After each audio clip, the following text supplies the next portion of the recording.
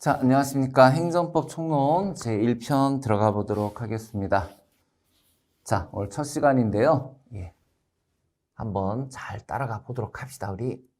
자, 여기 보시면, 이제 이거는 이렇게 네 가지 장으로 구성이 되어 있는데요.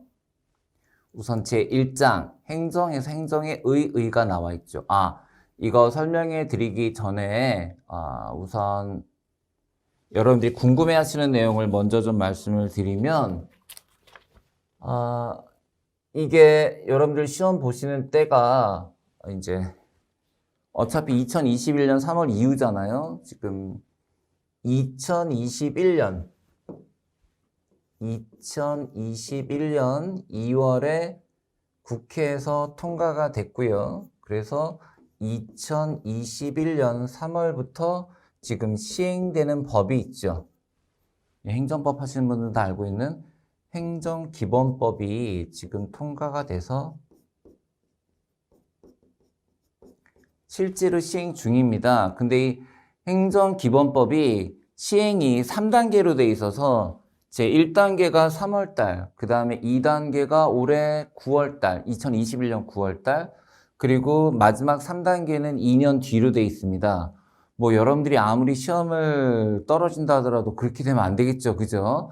그래서 2단계까지는 아니더라도 여러분들이 이제 9월 달에 바뀌는 내용까지는 2021년 9월 달에 이제 시행될 내용까지는 그건 이제 2022년 이제 아마도 이 시험을 지금 공부하시는 분들은 대개 2022년 시험을 준비하시는 분들이니까 분명히 반영이 됩니다. 이건 어차피 교과서가 있는 게 아니기 때문에 교과서가 바뀌었네 안 바뀌었네가 의미가 없죠.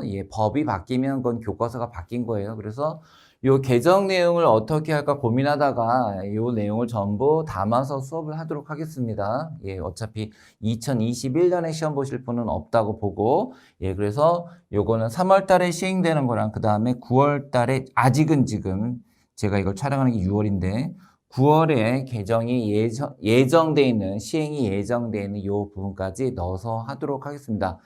사실 이제 제가 요 밑에서 이제 행정할 때도 말씀을 드리겠지만, 제가 행정학을 6년 동안 공부했지만, 진짜 행정학을 다니는 사람들끼리도 좀 어떨 때는 어이없는 경우가 많아요. 행정학이라는 것 자체도 참 너무 포괄적이고 그 성격이 모호한데, 행정법은 더 심하죠. 왜냐하면 여러분, 행정법이란 법이 없어요.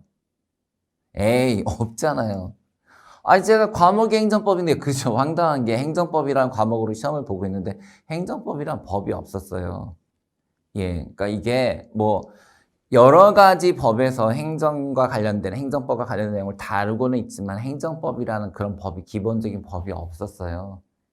그래서 그게 이제 늘 문제가 됐었죠, 실제로. 그래서 그거를 이제 정부가 필요성을 느끼고 이제 여야가 합의해서 올해 2월 달에 국회가 통과가 됐고요. 결국 이제 3월 달부터 시행이 됐습니다. 이미 시행이 됐어요.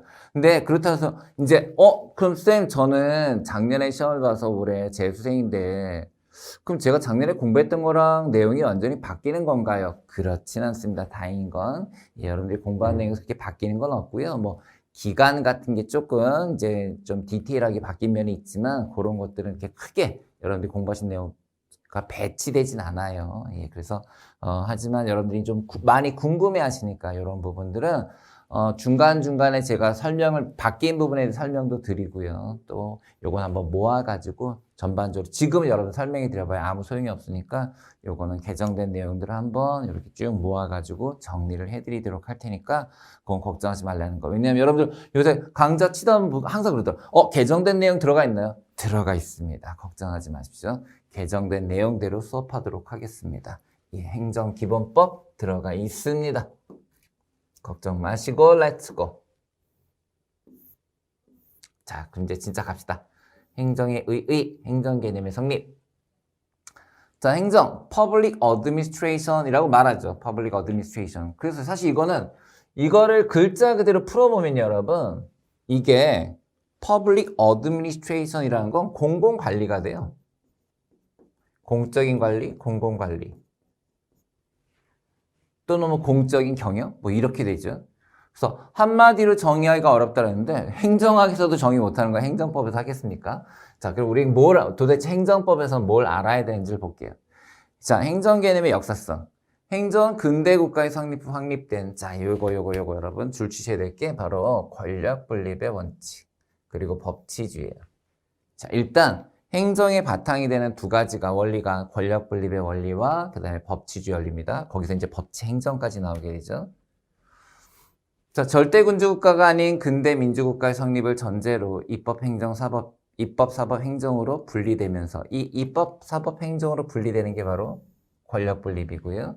그렇다면 왜 절대 군주 국가에서는 그런 개념이 없었는가? 라고 하면요. 절대 군주 국가는 이거는 입법, 즉 권력 분립이 이루어지가 않았죠. 이유는 권력이 이유는 바로 권력이 집중돼 있었기 때문입니다. 권력이 집중돼 있었기 때문에 절대 군주에서는 권력 분립 이런 개념이 없었고요. 행정의 개념도 없었죠. 그러다가 이제 시민혁명이 되고요. 시민혁명이 되면서 이제 시민혁명의 사회계약설이 이론적 바탕이 되잖아요. 그때 로크라는 사람이 등장합니다. 존 로크. 자, 존 로크가 이제 국민의 기본권을 보장하고 그 다음에 국왕의 권한을 약화시키기 위해서 이권 분립을 주장합니다. 로크는 이권 분립을 주장했어요. 로크의 이권 분립은 뭐였냐면 바로 입법권과 집행권이었죠.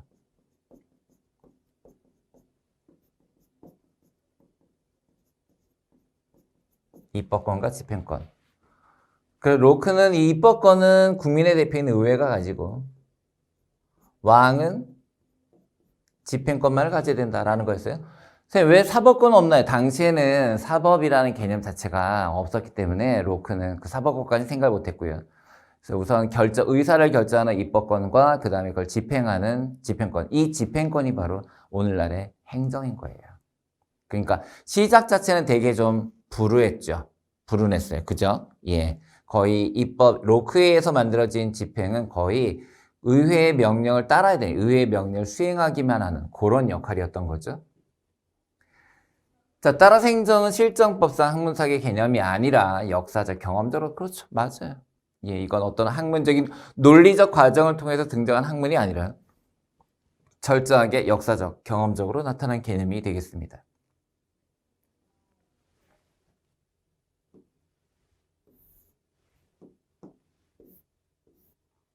자, 행정 개념의 다양성 볼게요.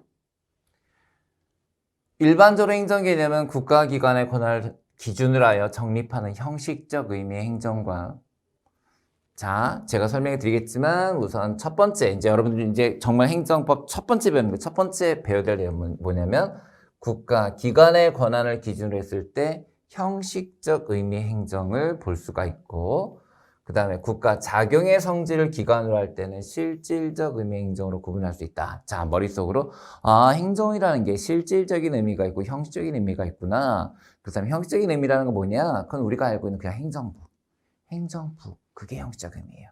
행정부. 그래서 요 형식적 의미라는 건 행정부가 하는 일, 이렇게 생각하시면 돼요.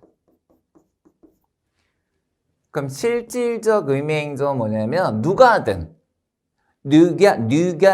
뭐 입법부가 하든 사법부가 하든 행정부가 하든 실질적 집행의 업무, 이거를 실질적인 행정이라고 합니다. 그러다 보니까 형식적인 행정은 행정부가 하는 일만을 의미하는 거지만 실질적 의미의 행정은 입법부에도 있고 사법부에도 있게 되겠죠. 그죠? 쌤 무슨 말이에요? 설명해 드릴게요. 자, 이제 형적 의미의 행정과 실적 의미의 행정을 공부해 보도록 할게요. 우선 형식적 의미의 행정이라는 거는 현실적인 국가기관, 즉 요거 다 이런 말 의미 없어요. 여러분들 딱 핵심만 하시면 돼요. 핵심만. 그 핵심이 뭐냐면 바로 행정부에 속하는 기관에 의해 이루어지는 작용. 따라서 성질상 입법부에 속한 작용, 행정입법이라든지 행정쟁송이라든지 이런 것들이라도 모두 형식적 의미의 행정에 속한다. 자, 그렇다면 갑자기 입법부에 속하는 작용, 그 다음에 사법부에 속한 작용이 뭐냐라는 거예요. 그럼 행정부는 여러분들이 알고 있는, 여러분들이 행정부에 들어갈 거잖아요. 공무원. 그죠? 자, 여러분들이 바로 행정부인데. 그러면 여러분들이 공무원으로서 하는 일들, 이 행정부가 하는 일들 중에는 그냥 뭐 등본 이것만 있는 게 아니라는 거죠. 뭐 등본 띄워주고 뭐 조사하고 이게 아니라 우리가 하는 일들 중에 행정입법이 가장 대표적으로 예를 들어서 뭐 대통령이 내리는 대통령령, 좋아요. 이런 게 있어요, 여러분. 자본시장법이 있고요. 자본시장법 시행령이 있어요. 시행령. 이 시행령은 대통령이 내린 거예요. 자, 사례를 하나 말씀드릴게요. 우리가 자본시장법에 보면 이런 내용이 있어요. 주식시장은 상하한가의 폭을 둘 수가 있다. 즉, 상하한가를 정해야 된다. 다만, 상하한가의 그 범위는 법률이 아닌 대통령령으로 정한다라고 위임입법, 즉 행정부에다 구체적인 내용을 행정부에다 공을 떠넘겨놨어요. 자본시장법은 국회에서 만든 법인데 구체적인 범위는 행정부에다 떠넘겨놨어요. 그래서 그거를 대통령이 받아다가 그때 달라져. 근데 물론 왔다 갔다 하진 않았어요. 우리나라 주식시장 계속 확대되었죠. 뭐 5%, 10%, 15%, 30%까지. 그죠? 그래서 이거를 그렇게 만든 이유는요, 이런 법률을 고치려면 만약에 지금 증권시장의 상한가 폭을 30%에서 20%로 줄이려고 한다. 그럼 국회가 열려야 되고요. 상임위원회 열려야 되고, 그 상임위원 치고받고 싸우고, 그 본회의장 가서 본회의장에 다시 표결 들어가고, 그 뭐 또 표결 거기서 뭐 거부하고, 뭐 다시 대통령한테 갔다가 으악! 언제 끝날지도 몰라요. 아무리 간단한 법이라도. 그런데 이렇게 위임입법으로 해서 행정부의 명령으로 이거를 넘겨버리면 되게 편한 게 그때 정말 상황에 따라서 대통령이 이거 20%가 적다. 너무 변동성 큰데 이거 20% 줄여야 되겠어? 라고 하면 국무회의를 거쳐가지고 20%로 바꿀 수도 있고 15%로 바꿀 수도 있는 거죠. 그죠? 자, 그렇다면 지금 우리가 분명히 국회가 위임한 부분에 대해서 그 대통령을 비롯한 국무위원들이 회의를 해가지고 법을 만들었거든요. 쌤, 그럼 그건 입법이잖아요. 그렇지만 그걸 담당한 애들은 어디 있어요? 애들이란다. 담당하신 분들은 어디 있는 분들이에요? 행정부에. 그럼 그게 바로 행정입법일지라도 바로 형식적 의미의 행정에 속한다는 거예요. 마찬가지로 행정쟁송, 행정심판 같은 거요. 행정심판. 자, 서초구청이 한 일에 대해서 서울시청에다 갖다 일렀더니 서울시청에서 서초구청이 한 거 영업정지 같은 그런 처분을 잘 살펴보고 있다. 그래서 거기에 대한 결정을 내린다. 이거 마치 사법부가 하는 판단 같은 거거든요. 비슷하잖아요. 그죠? 하지만 그 경우에도 행정부가 하기 때문에 그것은 형식적 의미의 행정으로 보아야 한다라는 게 바로 형식적 의미의 행정이에요. 그럼 이 형적 의미의 행정을 다시 구분해보면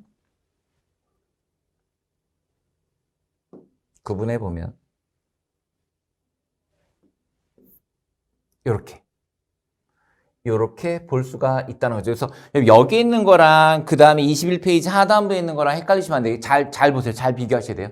제가 말씀을 드릴게요. 자, just a moment 제가 말씀드릴게요. 일단 실질적 의미의 입법. 그러니까 이게 행정 중에서예요. 여러분, 행정 중에서 형식적 의미의, 자, 요거를 헷갈리시지 말고요.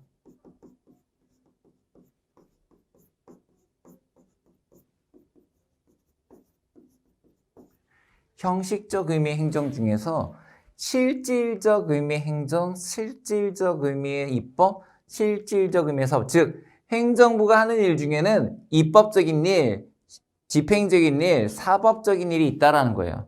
우선 실질적인 입법, 즉 입법적 행위에는 아까 말씀드렸던 이런 거예요. 대통령령, 총리령은 대통령이 내리는 명령, 총리령은 총리가 내리는 거, 부령은 각 부, 교육부, 뭐 건설부 이런 데서요. 및 행정규칙을 제정하고 개정하는 거.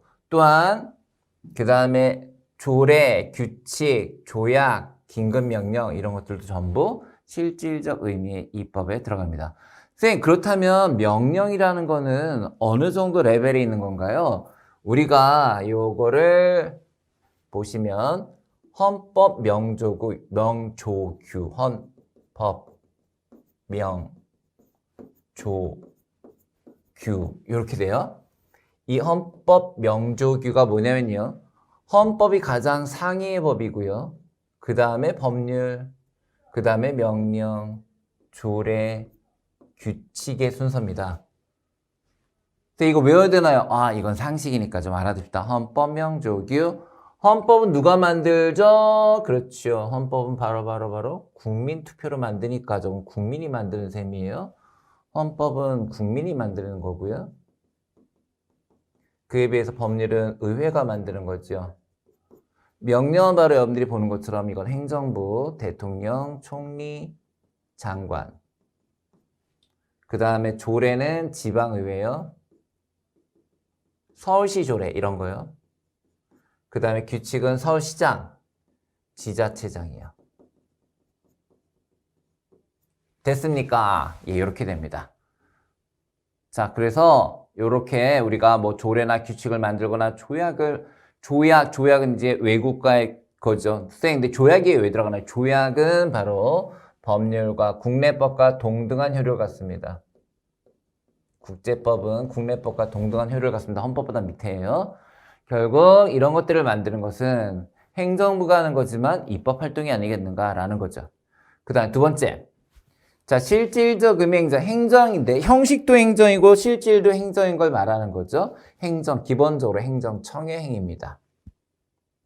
뭐 각종 증명서를 발급하거나 임명하거나 징계 이런 것들이 해당될 수 있죠. 그렇죠? 예. 뭐 지금은 다 외울 필요 없고 이런 거구나. 지금은 여러분 이런 거구나. 오케이. 다음.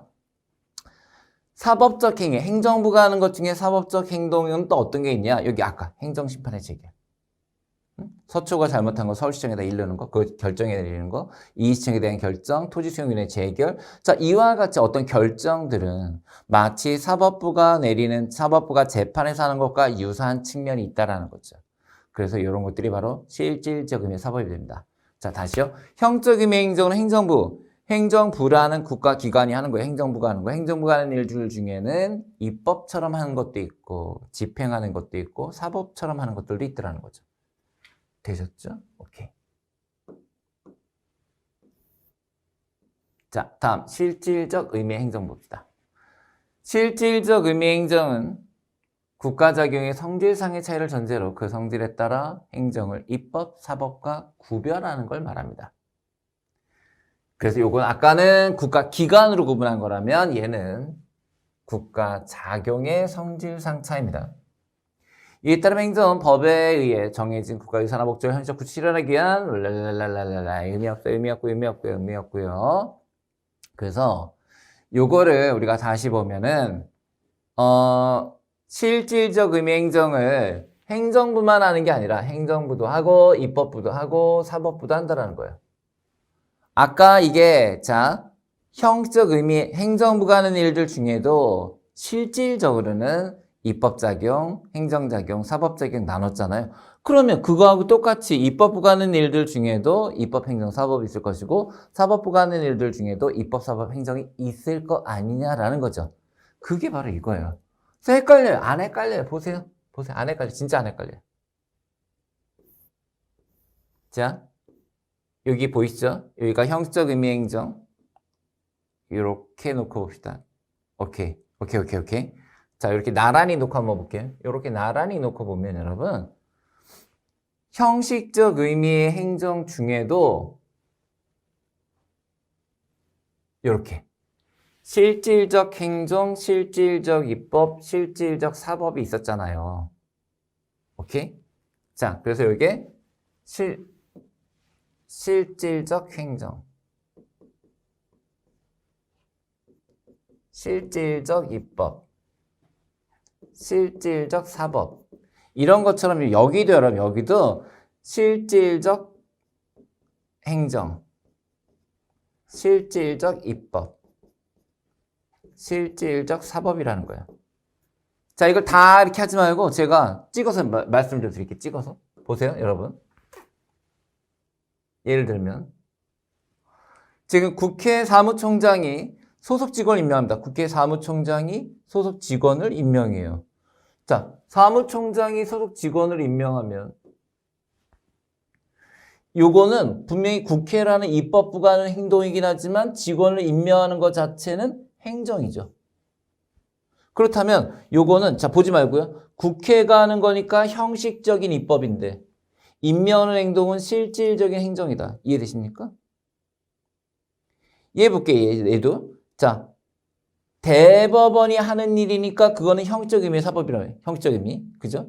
그런데 실제 내용을 봤더니 공무원을 임명한다든지 일반 법관 임명한다든지 와 같은 이런 임명 또는 등기 사무 같은 것들은 실질적으로는 행정작용이라는 거죠.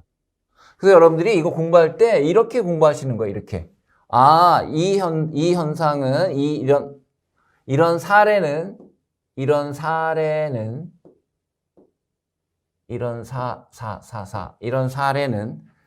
형식적으로는 어디에 속하는가? 실질적으로는 어디에 속하는가? 이렇게 공부하시는 거라고요. 그죠? 자, 법률 제정 우리 같이 해봅시다. 안 보이잖아. 그렇죠? 법률 제정. 자, 법률 제정. 국회가 하죠? 국회가 하는 거면 형식적 의미의 입법. 그 다음에 법을 실제로 만드니까 실질적 의미로도 입법. 굿. 자, 얘요. 국회의원의 자격심사와 징계 제명. 와우. 자, 국회의원의 자격심사, 징계 제명. 여러분, 국회의원은 탄핵 대상이 아니에요. 생뚱맞긴 하지만 나중에 헷갈리지 마세요. 국회의원은 탄핵 대상이 아니에요. 국회는 제명이에요, 제명. 국회 제적 나온 김에 적어 놓읍시다. 자, 국회 제적 3분의 2 이상의 찬성이면 제명돼요. 그러면 이건 뭔가 되게 법원의 판결 같잖아요. 그렇다면 국회에서 하는 거니까 형적 의미의 입법인데 내용을 봤더니 완전히 이건 실질적으로 사법인데 실질적 의미의 사법이에요. 오케이, 그렇게 가는 거야, 그렇게. 자, 그러면 얘도 봅시다. 자, 마지막 남은 넣어봅시다. 이거 했고요. 자, 대법원 규칙을 제정한다. 일단 대법원에서 하는 일이니까 요거는 분명히 형식적으로는 사법부예요. 형식적으로는 사법부. 근데 규칙을 제정하는 건 실질적으로 입법이라는 거. 이렇게 공부하자라는 거예요. 자, 그 다음에 법원이 하는 거니까 형적 의미의 사법이고요. 근데 재판하는 거니까 실질적으로도 사법이죠. 됐어요? 요거 된다고요? 국회에서 하는 거니까 형식적으로 입법이요. 근데 임명하는 건 실질적으로 행정이요. 그죠? 그래서 여러분 이게 지금 막 위아래 있어서 헷갈려서 그러는데 여러분 딱 어떤 사례를 놓고 봤을 때 이거 누가 하는 거지? 형식. 이거 내용은 뭐지? 실질. 그래서 형식적으로 뭐뭐뭐 실질적으로 뭐뭐뭐 요거만 생각하시면 되고요. 쌤 그렇다면 행정법은 도대체 실질을 다룹니까? 형식을 다룹니까? 라고 물어보신다면 기출문제가 있지요. 기출문제 렛츠고. 기출문제 렛츠고. 오케이. 자, 거기 보면 기출문제를 해주고 행정법의 대상인 행정에 대한 설명으로 가장 옳지 않은 것. 행정은 적극적인 미래지향적 형성작용이다. 아름답네요. 국가행정과 자체행정은 행정 주체를 기준으로 행정을 구분한 것이다. 그렇죠? 국가행정과 자체행정. 오케이. 주체를 기준으로. 이거 나중에 또 다시 나옵니다. 자, 행정법의 대상이 되는 행정은 띠로리 디디. 이거 서울시 구급문제였어요. 이렇게 나와요. 이렇게 나옵니다. 이렇게. 전혀 어렵지 않죠. 지금 우리 계속 얘기했잖아요. 실질적 행정이 하나다가 아니라 실질과 형식 다. 행정은 그 법 형식을 기준으로 하여 공법 형식의 행정과 이것도 나중에 나옵니다. 지금 방금 했죠 우리가. 그래서 행정법의 대상은 형식과 실질 둘 다.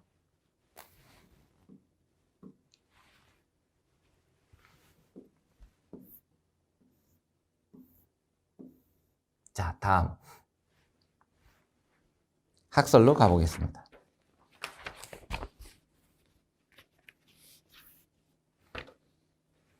자, 돌발 퀴즈. 국회가 사무직원을 뽑으면 뭐예요? 국회가 사무직원 뽑으면 국회에서 하는 거니까 형적 의미의 입법. 사무직원 뽑는 거는 실질적 의미의 행정. 굿. 학설 갈게요. 자, 학설, 소극설, 삼권 분립 공제. 이게 뭐냐면요. 이게 도대체 뭘 긍정하고 뭘 부정하는 거냐면 행정이라는 거를 인정할 거냐는 거예요. 우리가 행정이라는 게 그렇게 오래되지 않았다 그랬잖아요. 따라서 이 긍정설은 독립적인 행정을 인정하는, 행정의 독립성을 인정하느냐. 이 행정의 독립을 인정하느냐라는 거예요. 자, 소극설. 삼권 분립의 공제설, 이렇게 요새 공제설 이렇게 보시면 돼요. 공제설. 일단 공제설은 소극설입니다. 긍정은 하는데 소극적입니다. 어떻게 소극적이냐면은 우리가 어차피 권력 분립이라는 게 입법, 행정, 사법이니까 그 입법, 행정, 사법에서 입법과 사법을 빼고 나머지 남은 놈, 그러면 그 입법도 사법도 아닌 그 어정쩡한 애가 바로 행정이다라는 거예요. 삼권 분립을 먼저 해놓고 입법 빼자, 사법 빼자, 뭐 남았니? 네가 바로 행정이다라는 게 소극설, 공제설입니다.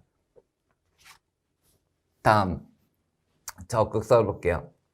자, 적설, 국가목적 실현설, 국가목적 실현설, 결과실현설, 양태설, 목적설과 양태설이 있어요. 자, 이 국가목적 실현설은 국가목적, 즉 공익의 실현을 위해 행하는 사법 이외의 모든 작용이 행정이다. 즉 국가가 어떤 목적을 행하기 위해서 집행하는 모든 것들이 실제로 존재하지 않냐는 거예요.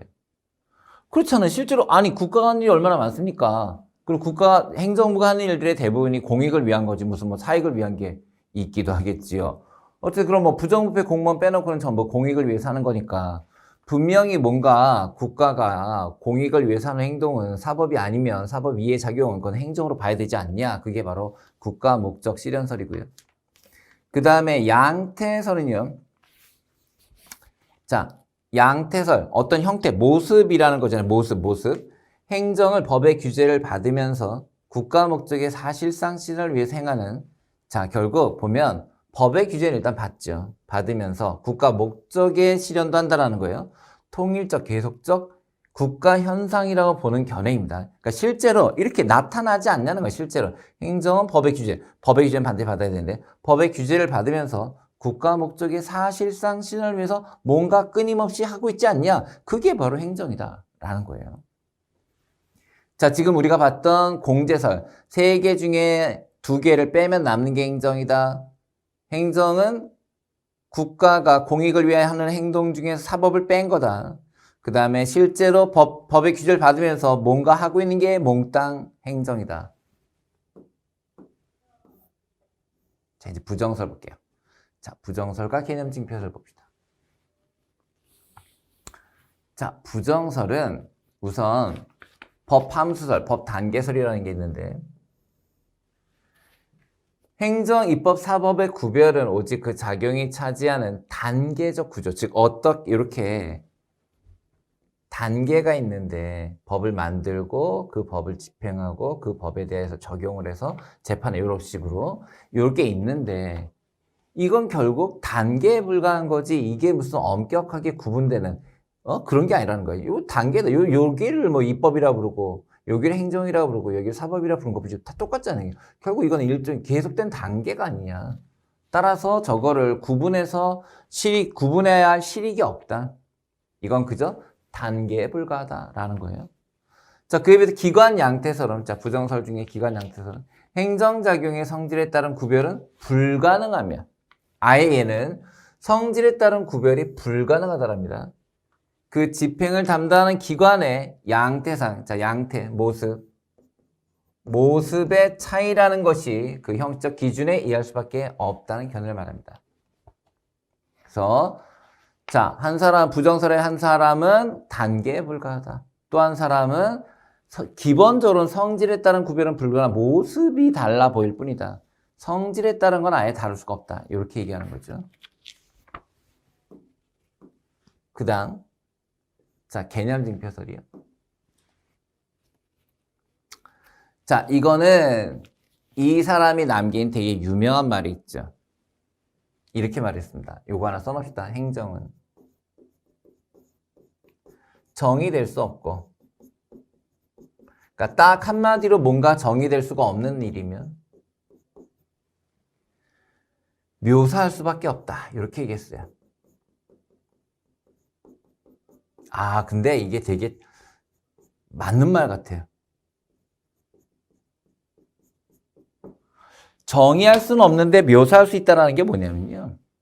그러니까 정의할 수 없다는 건 딱 한 가지로 압축해서 뭔가 특징을 지을 수가 없다는 뜻이에요. 그죠? 그러니까 이런 거죠. 코끼리를 딱 한 가지 단어로 묘사하면 뭐가 되면, 정의하면, 코끼리, 코? 코가 긴 거? 그건 일부분이잖아요. 그러니까 결국 코끼리를 정의 내리기가 어렵기 때문에 우리는 뭐 코가 길고, 코가 길고, 그 다음에 뭐 귀가 펄럭거리며, 두꺼운 상아를 가지고 있고, 두꺼운 다리를 가지고 있다. 날카로운 상아와 두꺼운 다리. 이렇게 묘사할 수밖에 없잖아요. 행정도 그렇다라는 거예요. 그죠? 행정도. 그래서 이 사람은 행정 개념에 대한 정의는 너무 어렵다. 그렇다면 뭘 할 거냐? 특징. 행정을 나타내는 어떤 특징들, 키워드들을 찾아보자라는 거예요.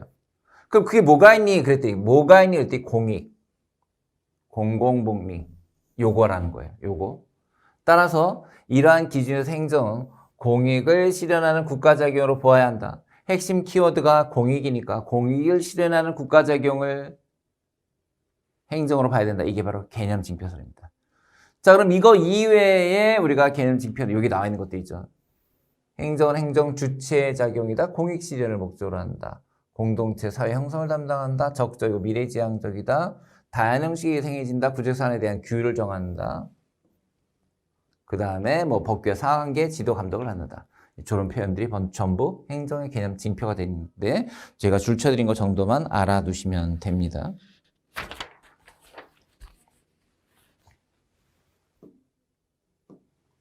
자, 문제를 하나 또 볼게요. 지방직 9급 문제였고요. 실질적 의미의 사법인 것은 이게 벌써 나와버렸네. 실질적 의미의 사법이라는 것은 그 내용, 여기서 실질적 의미라는 건 그 내용이 사법이어야 돼요. 그런데 지금 볼게요. 법무사 시행 규칙의 지정. 자, 규칙을 제정하는 것은 실질적 의미의 입법이죠. 명령을 제정하는 것도 실질적 의미의 입법이죠. 그 다음에 무허가 건물에 대한 행정 대집행은 이거는 그 무허가 건물을 철거하라는 철거 명령을 받은 자가 그 의무를 이행하지 않는 거예요. 이거 철거하세요. 이 건물 무허가입니다. 철거하세요. 라고 했는데 이행하지 않는 거예요. 그럴 때 소유주를 대신해서 그 위반 건축물을 때려 부수고요. 철거하고요. 그 비용을 소유자에게 청구하는 거. 이거 철거하라는데 안 해. 그럼 정부가 철거해버리고 그 비용을 소유주에게 받아내는 거. 그걸 바로 행정 대집행이라고 하거든요. 이거야말로 실질적 의미의 행정이죠. 그렇다면 실질적 의미의 사법은 1번. 정말 어렵지 않죠. 그죠? 예. 나머지도 볼까? 이거는 형식도 행정이고요. 이거 형식적 행정. 그 다음에 이것도 형식은 행정. 형식은 행정. 그렇죠? 예. 충분히 구별해내실 수 있다고 생각이 들어요. 자, 다음 통치행위와 행정의 구별. 와우. 자, 그렇다면 이제 통치행위와 행정, 결국 이건 있잖아요, 여러분. 어떻게 보면은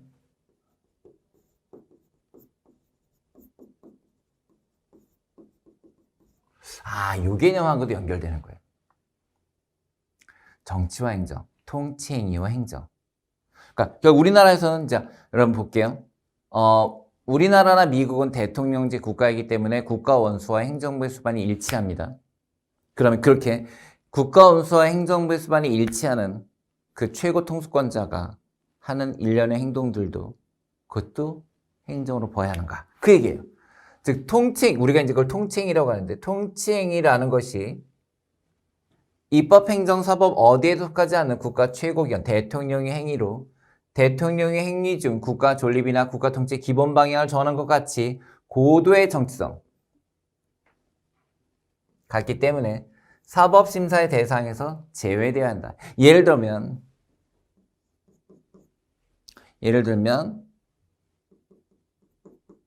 만약에 한미 동맹을 맺었다. 자, 여기에 대해서 사법부가 그거 한미 동맹은 그거 불법이야. 대통령 너 사법 처벌 받아야 돼. 라고 말할 수 있겠는가? 그쵸? 그럼 이와 같은 우리가 어떤 나라하고 조약을 맺고 안 맺고 어떤 조약을 맺을 건지 말 건지 이런 것들에 대한 내용은 어떤 법적인 측면이라기가 아니라 철저하게 정치적, 그것도 고도의 정치적인 부분이기 때문에 그 고도의 정치적인 부분은 사법적 판단에서 빼야 되지 않냐라고 해서 그걸 따로 붙인 이름이 바로 통치행위예요. 자, 통치행위는 국가행위에 대한 사법심사 문제와 관련하여 판례와 이론을 통해 형성된 개념, 관념으로 법치주의가 확립되고 개괄주의가 적용되며 개인의 권리 보호를 위한 사법심사 제도가 발전되어 있는 경우 그 논의의 실이 크다고 할 수 있다. 이러한 통치행위의 개념은 프랑스 행정재판소의 판례를 통해 최초로 논의 발전되기 시작했다. 와, 이제 어려운 말들이 좀 나오기 시작하죠? 예, 쫄지 마시고요. 쫄지 마시고요. 자, 일단 하나하나 다 설명해 드릴게요. 자, 어쨌든 그렇다면 이 통치행위는 행정은 맞는가? 우선 그것부터 정리하고 갑시다. 통치행위가 과연 행정은 맞는가? 거기에서 일반적인 학설은요. 통치행위는 넓은 의미의 행정은 맞다. 하지만 일반적으로는 구분되는 측면이 있다. 뭐 이렇게 생각하시면 돼요. 구분되는 측면이 있다. 자, 권력분립설. 사법권은 내재적인 한계가 있기 때문에 정치 문제에 대한 판단은 법원이 아니라 의회에서 정책으로 해결하거나 국민의 판단 감시에 민주 통제에 대한 견해로 통치행위 이론을 처음으로 인정한 미국의 러더 앤 보든 사건을 계기로 성립되었다. 미국과 일본의 판례 입장이며 우리나라는 다수설과 판례 입장에 해당된다. 이거 좀 쳐놓을까요? 우리나라에서도 다수설과 판례 입장입니다. 예, 요 비판은 됐고요. 비판 됐고 기본적으로 우리가 한번 다시 내용을 봅시다. 자, 이 권력분립설 이거요. 우선 첫 번째는 중요한 걸 주로 안 치고 왔군요. 자, 첫 번째는 중요한 내용이 바로 이게 이렇게 끊어져 있어가지고 그죠? 자, 중요한 내용이 사법권의 내재적 한계예요. 아무래도 사법부에 내재적 한계가 있죠. 그러다 보니까 그게 무슨 말이냐면 고도의 정책의 문제에 대해서 사법부가 그것을 판단할 권리나 또는 판단할 만한 능력, 그게 비웃는 건가요? 아무튼 판단할 만한 무엇인가가 존재하는가에 대한 문제예요. 그게 바로 내재적 한계입니다. 결국 그 정책의 문제에 대한 아까 이 조약이 국익에 이게 우리나라 이익에 도움이 되는가 도움이 되지 않는가와 같은 그런 고도의 정책 판단은 법원이 내릴 수가 없다라는 거죠. 그렇죠? 결국 그렇다면 그것은 정치적으로 해결하거나 국민들이 통제할 수밖에 없다라는 거죠. 이게 바로 우리나라의 기본적인 입장이라는 거예요, 여러분. 이게 바로 우리나라의 다수설의 입장입니다. 그래서 우리나라 다수설의 입장은 통치행위에 대한 사법적 판단은 적절하지 않다. 이거예요. 자, 다음. 되게 여러 가지 학설이 있어요. 두 번째 볼게요, 이제. 자, 재량행위설, 한목적설입니다. 한목적설. 목적에 부합한다. 한목적은 목적에 부합된다는 거죠. 통치행위는 정치 문제로서 자유재량행위에 속하므로. 자, 우선 여기 여러분, 자, 요거 아까 저거보다 조금 더 과격한 편이에요. 정치 문제고 자유재량행위라는 게 마음대로 할 수 있다는 거예요. 내가 마음대로 할 수 있는 부분이기 때문에 사법심사의 대상이 아예 되지 않는다는 입장이고요. 이게 2차 대전 전에 독일과 일본의 입장입니다. 재량행위일지라도 재량권을 남용하거나 범위를 일탈할 경우에는 된다. 는 점에서 비판이 제기될 수 있죠. 그래서 이거는 그러니까 결국 이건 대통령 재량이야. 이건 심사 안 돼. 라고 말하는 건데 거기에 대해서는 하지만 재량권의 범위를 넘어설 경우에는 대통령의 행위일지라도 사법심사의 대상이 될 수 있다라는 비판이 있다는 거죠. 다음. 자, 사법자제설. 이론상에는 통치 행위에도 사법권이 비치지만, 즉, 할 수는 있다는 거. 할 수는 있으나 사법의 정치화를, 그러니까 법원이 정치화되는 걸 막기 위해서 사법부가 스스로 자제하는 것이 좋다.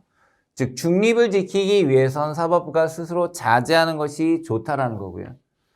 자, 이것이 이제 프랑스의 국참사원, 요거 이제 우리 봐야 됩니다. 요 중요한 부서입니다. 우리나라의 헌법재판소가 다 여기입니다. 할 수는 있으나 사법부가 자제하는 것이 바람직하다라는 거예요. 하지만 과도한 자제는 오히려 사법권을 포기하는 결과가 초래된다는 비판이 있다. 자, 프랑스와 우리나라 헌법재판소예요. 예. 요 프랑스의 국참사원은 좀 이따 또 나옵니다. 자, 지금은 크게 어떤 특징이 있는지만 합시다. 다음. 독자성설. 자, 독자성설은 뭐냐면, 이거는 대통령의 행위가 본래 사법부의 판단에 적합하지 않다. 즉, 대통령의 행위는 처음부터 독자적인 정책이다.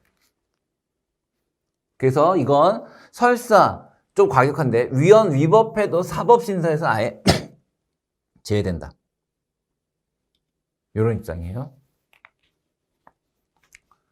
그러니까 대통령의 행동은 처음부터 독자적이다. 따라서 이걸 대통령 그 행동이 위헌하고 위법하더라도 사법심사에서도 제외된다. 이건 지지하는 게 없죠. 너무 과격해요. 이런 설도 있다는 거예요. 다음, 대권행위설. 자, 대권행위설은 영미법.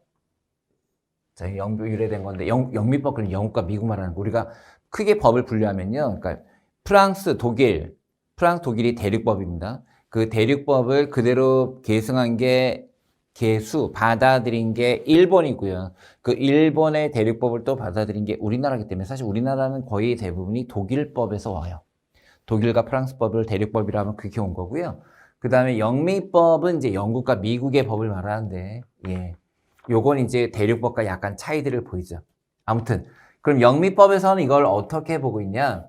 국왕의 대권에 근거한 행위는 대권, 즉 이거는 얘네들은 아예 이제 특히 영국 같은 경우에는 왕이 있었으니까 지금도 있죠. 예, 그거에 근거한 행위는 처음부터 사법심사의 대상에서 제외된다라는 거예요. 예, 아예 면책이 된다라는 겁니다.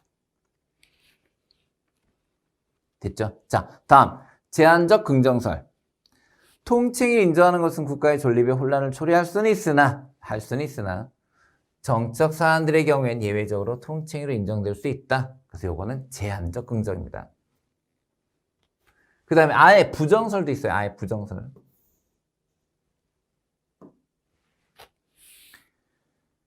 자, 거기 보면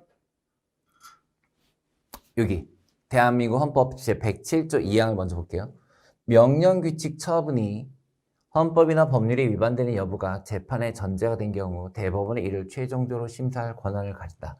자, 저기 무슨 말인지 볼게요. 원래 보세요. 위헌 법률은요.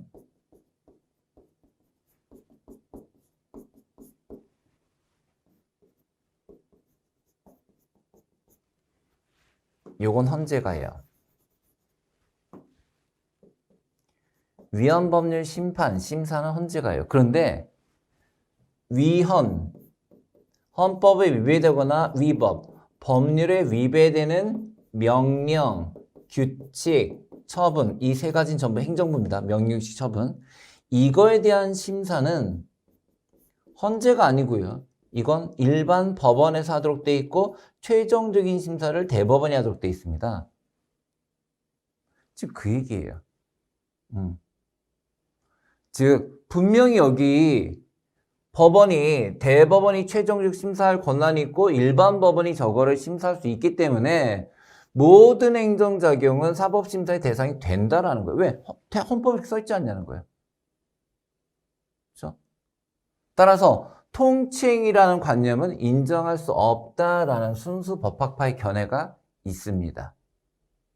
됐습니까? 예. 나머지 읽지 마시고요. 자, 그래서 부정설은 대한민국 헌법 107조 2항처럼 위헌 위법한 명령규칙 처분을 일반 법원이 심사하고 최종 심사권을 대법원이 갖고 있다는 것은 이미 모든 행정작용을 사법심사의 대상으로 보고 있다는 뜻이다라는 거예요. 됐죠? 오케이. 그렇게 정리를 좀 해주시고요. 자, 그 다음에요. 각국의 통칭이라고 해서 이 국참사원, 아까 제가 잠깐 말씀드렸던 이 꽁세유 냈다예요. 꽁세유 냈다. 요것만 설명해드리고 예고 편식으로 제가 요것만 설명해드리고 요 자세한 내용은 이제 다음 시간에 할게요. 그렇지만 다음 시간 시작할 때 요거부터 설명할 수 없으니까 제가 먼저 잠깐 요거 예고편식으로 말씀을 좀 드릴게요. 도대체 무슨 일이 있었냐면요. 좋아요. 프랑스 혁명 당시에, 자, 때는 우리가 이제 프랑스 혁명으로 갑니다. 자, 프랑스 혁명 당시에 사법부는 철저하게 보수였어요. 근데 문제는 졌잖아요. 그러니까 혁명이 성공을 했잖아요. 혁명이 성공을 하면서, 자, 이랬는데, 혁명의 성공으로 사법부에 대한 불신이 커지게 돼요. 야, 저 또라이들이야. 저 미친 거 아니야? 이렇게. 그래서 혁명에 성공한 세력들이 기존의 사법부와 별도로 독립된 행정사건 전담 부서를 만드는 거예요. 행정사건 전담재판부. 행정사건 전담재판소. 이걸 이렇게. 자, 행정사건 전담 재판소를 만들었고요. 그 재판소 이름이 바로 국참사원인데, 이거를, 자, 여러분, 꼰시에르, 이거, 저기 나오지 않았나요? 꼰시에르? 송중기 나오던 빈센조. 근데 요거 그렇게 안 읽던데요, 요거. 꼰시에르로 안 읽고, 요 꽁세유 대파라고 해요. 꽁세유 대파. 자, 이 꽁세유 대파를 그때 설치하게 됩니다. 그때 설치하게 되고요. 자, 그러면서 이 꽁세유 대파가 행정사건에 적용할. 자, 여러분 지금 여러분들이 보고 계신 이게 바로 행정법의 역사의 시작이에요. 행정법 역사의 시작. 행정사건에 적용할 고유의 법 원칙을 확립하게 됩니다. 즉, 이 전에는 행정법이라는 말 자체가 아예 없었다는 거. 이게 바로 행정법이 되는 거예요. 행정법으로 발전하게 됩니다. 오케이. 그 다음에 이제 이게 독일은 어떻게 가는지, 일본은 어떻게 가는지, 영민은 어떻게 되는지, 우리나라 어떻게 되는지는 다음 시간에 알 거고요. 자, 다시요. 행정법의 시작. 행정법의 출발은 바로 프랑스 혁명 당시의 사법부는 지나치게 보수 세력 쪽이었다. 지나치게 보수 반동적이었다. 혁명에 성공한 주도 세력들, 부르주아들은 그에 불만을 갖고 이걸 전담한, 행정사건을 전담한 새로운 재판부를 만들었으니 그게 바로 꽁세유 대파였다. 근데 그럼 행정사건에 적용할 그런 어떤 고유의 법 원칙이 필요했는데 그 고유의 법 원칙이 오늘날의 행정법이 되었다. 이게 바로 행정법의 시작입니다. 예. 오케이. 자, 여기 통칭이라고 돼 있지만 이제 여기서부터 행정법이 시작된 거야. 그리고 이제 구체적으로 이게 독일, 일본, 영미법, 우리나라는 어떻게 갔는지, 특히 우리나라의 통칭이 중에 되게 중요한 내용이 많이 있습니다. 이게 시험에 너무너무 많이 나오는 것들이에요. 그런 것들을 한번 다음 시간에 쭉 한번 판례 위주로 해서 정리해 드리도록 하겠습니다. 여러분 첫 시간인데 어떻게 지루하지 않으셨나 모르겠네요. 첫 시간에 좀 지루한 부분이 많이 있어서 그죠? 하지만 다음 시간에는 조금 판례들이 들어가면 훨씬 재밌습니다. 예. 행정법보다 재밌는 게 판례예요, 판례. 예, 그래서 판례가 골치 아프기도 하지만 핵심되는 판례를 정확하게만 알아두시면 훨씬 더 재밌습니다. 다음 시간에 더 좋은 수업을 들고 여러분 찾아뵙겠습니다. 감사합니다.